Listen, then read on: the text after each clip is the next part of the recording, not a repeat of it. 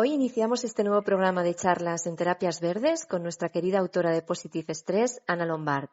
Ella es una reputada terapeuta, experta en la gestión del estrés, y en su libro nos enseña cómo el estrés puede convertirse en una fuerza positiva o en un aliado que nos impulse a superar retos. En el libro, Ana, ofreces una serie de herramientas y recursos para gestionar el estrés y transformarlo. Pero cuéntanos cuál es el primer paso que debe dar una persona estresada que está viviendo el estrés como un problema para poder revertir esta situación. Hola, buenas tardes. Pues yo diría, Esther, que el primer paso que tendríamos que hacer sería de admitir, de reconocer que estamos viviendo esa situación crítica y sobre todo no tener vergüenza de haber caído en el estrés que nos enfermiza. A partir de ahí, que sería el primero paso, entonces podremos activar el hecho de buscar una ayuda que sea competente, y aceptar que tenemos absolutamente, imperativamente que pararnos y conectarnos con nuestras necesidades vitales para, por ejemplo, comer, dormir, divertirse, descansar, que sea reírse y sin olvidar respirar. Uh-huh. Y claro, el estrés no es solamente una cosa de adultos, ¿no? Nuestros niños que han vivido momentos de mucho estrés durante este tiempo de pandemia, pues también han vivido mucho el estrés. ¿Crees que podemos educarlos ya de pequeños, desde la infancia, para que puedan tener una relación sana con el estrés y no les pase como a muchos de nosotros, de adultos? Esta es mi pregunta preferida. ¿Por qué? Porque actualmente se habla mucho, ¿verdad?, de la gestión de las emociones. Y a mí me gusta también decir un programa que me encantaría activar, que sería la gestión de capacidades. Los niños sufren de esto, claro que sí, pero antes de hablar de los niños, estaría genial de hablar que tenemos que, ya nosotros padres, educarnos en ese sentido, en tener conocimientos, y después entonces podremos transmitir a nuestros hijos. Por lo tanto, hablando de los hijos, yo diría que el primer paso para ayudar a nuestros hijos sería autoeducarse. Eso es primero. Puede sonar un poco duro, pero es importante porque si yo me autoeduco, voy a dar el ejemplo. ¿Vale? Claro. Entonces, a partir de ahí, voy a enseñar que yo, si estoy en estrés, me puedo detener después de esta maratón que yo he vivido. Paso número 2, puedo autofelicitarme, que en nuestro país parece que es un poco tabú de autofelicitarse porque se relaciona mucho con el ego, y no es, ¿no? Si no sabemos autofelicitarnos. Y después entonces en los colegios tener una asignatura de gestión de capacidades. ¿Por qué? Porque somos capacidades. Y si un niño sabe que en momentos de estrés puede activar estas capacidades que él tiene dentro de él, pues ya le damos una herramienta súper potente. Uh-huh. Sí, creo que es muy importante enseñar con el ejemplo. No podemos educar a nuestros hijos a que no estén estresados si nosotros, aunque no sabemos la teoría, vivimos con un estrés negativo. Entonces, yo creo que tu libro cumple esa función a la perfección porque es un libro transformador. Una vez que empiezas a entender tu estrés y a cambiarlo, ¿no? Con todos los ejercicios que tú ofreces, pues creo que es el camino para poder luego también enseñarlo a nuestros hijos, ¿no? Sí, es dar el ejemplo. Es que Uh-huh. nosotros somos los pilares, ¿verdad? Entonces hay que, al ser el pilar, tenemos que demostrar. Por lo tanto, una vez que sabemos las cosas, después tenemos la obligación, entre comillas, una obligación dulce, suave, pero firme, de transmitir ese ejemplo. Entonces los niños son esponjas y nos miran. Entonces si le vamos a decir A y que hacemos B, ellos ahí van a tener una contraindicación emocional y educativa. Entonces, el pilar es finalmente es lo que hacemos, cómo actuamos, que se llama la educación invisible, ¿no? Entonces es importante. Por eso que en mi libro, para mí era muy, muy importante poner ejercicios simples, accesibles, ¿sabes? Que cada persona pueda reflexionar y poder transformar su actitud, ¿no? Y después nutrir su mentalidad. Sí, además creo que es un ejercicio transformador, ¿no? Que es un libro transformador porque desde que empiezas la primera página hasta que acabas con la última, yo creo que hay como un antes y un después en tu vida, ¿no? Y en cómo ves el estrés y en cómo te relacionas con todo tipo de actividades cotidianas de una manera u otra. Pero ¿tú crees que hay personas que tienen unas cualidades innatas que para ellas son más fáciles enfrentarse a estas situaciones que otras personas? ¿Hablas de capacidades? ¿Crees que puede ser una capacidad o una cualidad distinta en unas personas u otras? Sí, todos tenemos un patrimonio genético, por decirlo así, tenemos una herencia. Pues a nivel del estrés igual, tenemos una herencia genética ¿cómo se dice?, de soportar, de aguantar o de llevar mejor o menos bien las situaciones difíciles. Entonces, eso también hace parte, Esther, de una cierta forma de inteligencia emocional, ¿verdad? Entonces, hay varias inteligencias. En el hecho de soportar, de llevar el estrés y de desarrollar herramientas en sí, hace parte de la inteligencia emocional del ser humano. Y bueno, ahí hay personas que van a nacer con más sensibilidad hacia esta inteligencia emocional. Y después, a lo largo de una vida, cuidado, porque no tiene que ser una excusa tampoco, ¿eh? Diciendo, ya, es que yo, en mi familia no hay mucha inteligencia Claro. emocional. Lo escucho eso en consulta muchas veces y digo, a ver. Algo que tú tienes genéticamente, después tú eres dueño de ti mismo. Entonces también puedes poner en marcha esas capacidades y ir a buscar, ¿no? Pero lo que yo veo mucho en nuestra sociedad que nos bloquea también es esta competitividad, ¿sabes? De estar siempre en competitividad, por lo tanto, eso es súper estresante. O entonces demostrar que siempre podemos hacer las cosas o que siempre tenemos que saber todo, ¿no? Y eso nos lleva a este estrés que no es positivo, ¿no? Al estrés que nos va poco a poco hundiendo. Y yo Pero creo. siempre tenemos las herramientas dentro de nosotros. Esto que explicabas de la sociedad competitiva en la que vivimos, ¿no? Y cómo a veces, pues, afrontamos la vida como una lucha, ¿no? De a ver quién llega antes, ¿no? Y de ser muy competitivos.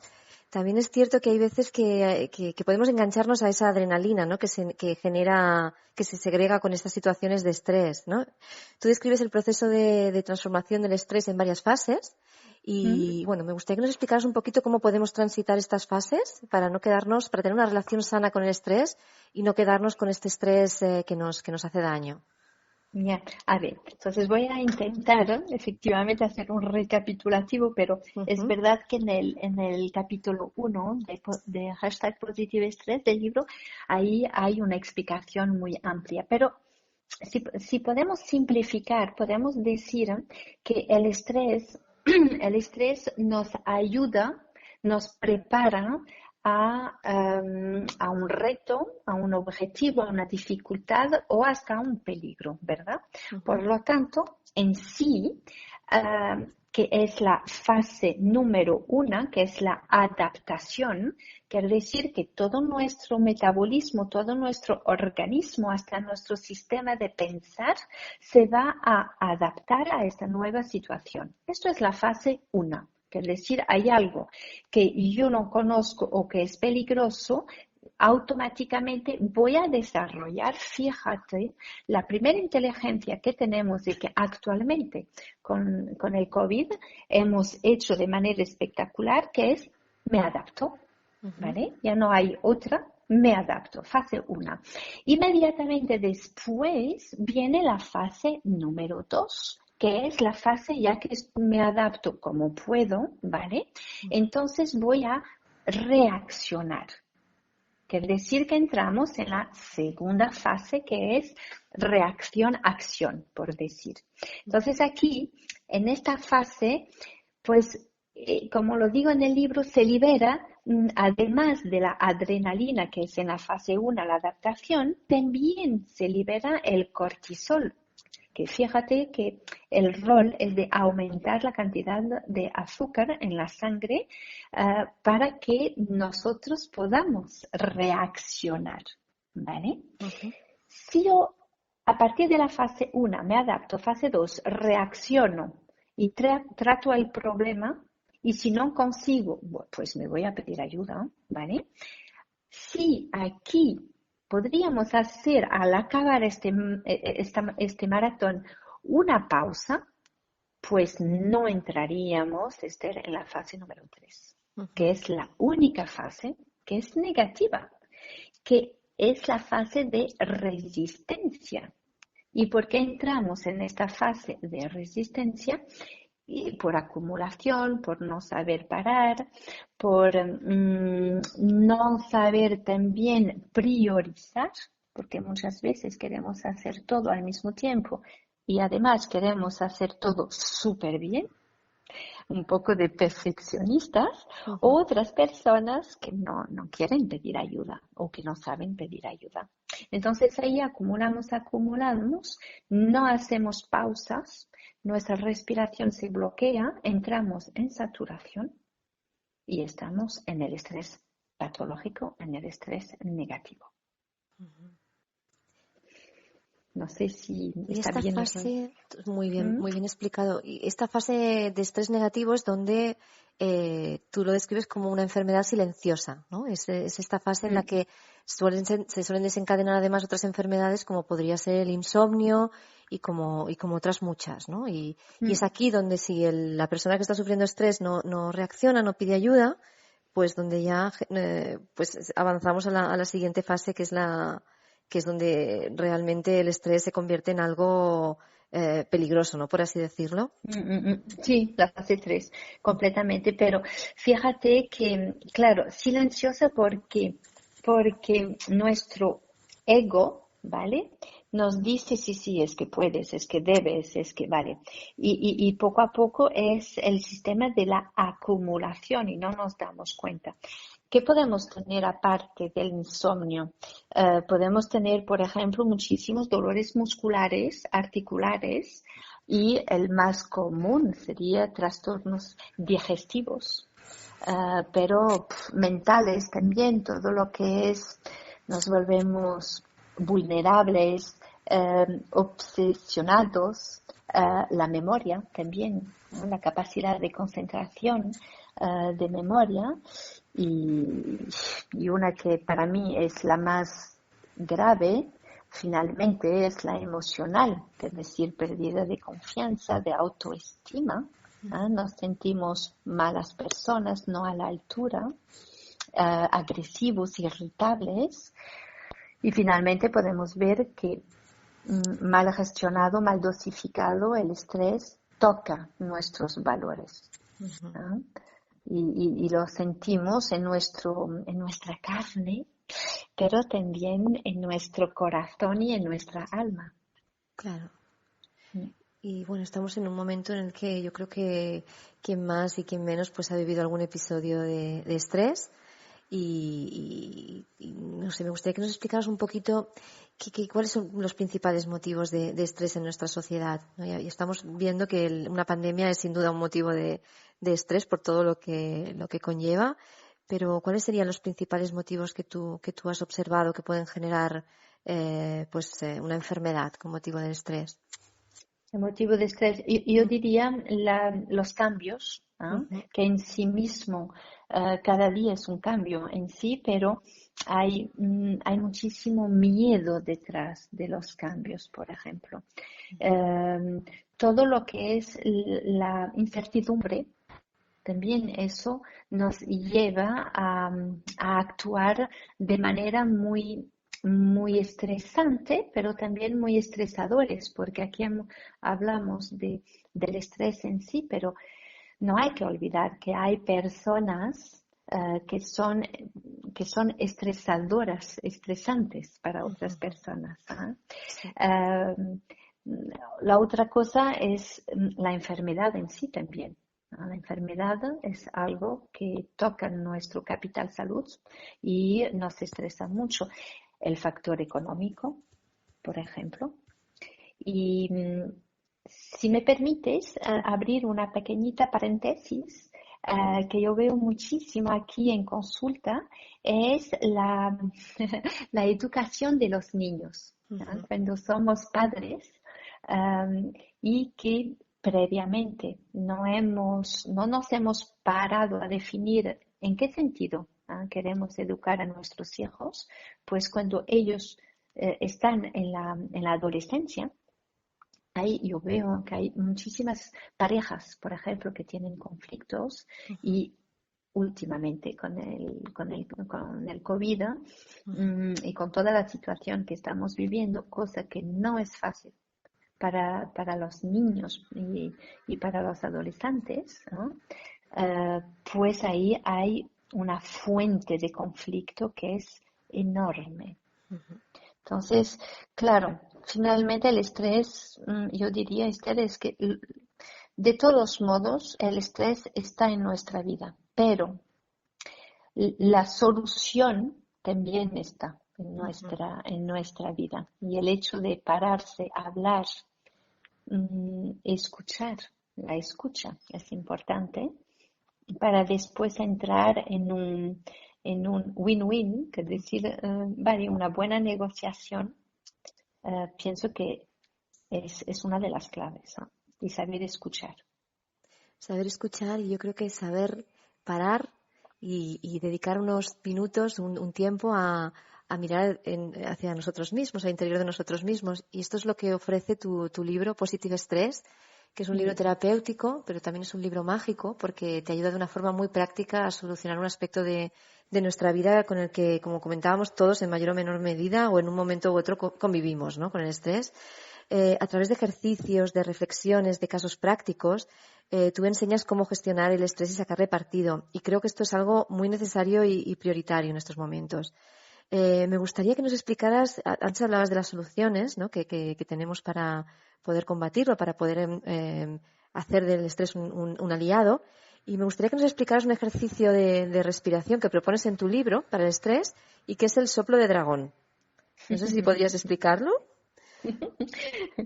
Sí, Sí. siempre explico aquí, a ver, ¿cómo lo voy a explicar? Aquí en consulta explico a los niños o a los adultos, ¿no? Porque no olvidar que todos somos niños finalmente, que el dragón va a soplar fuego por la boca.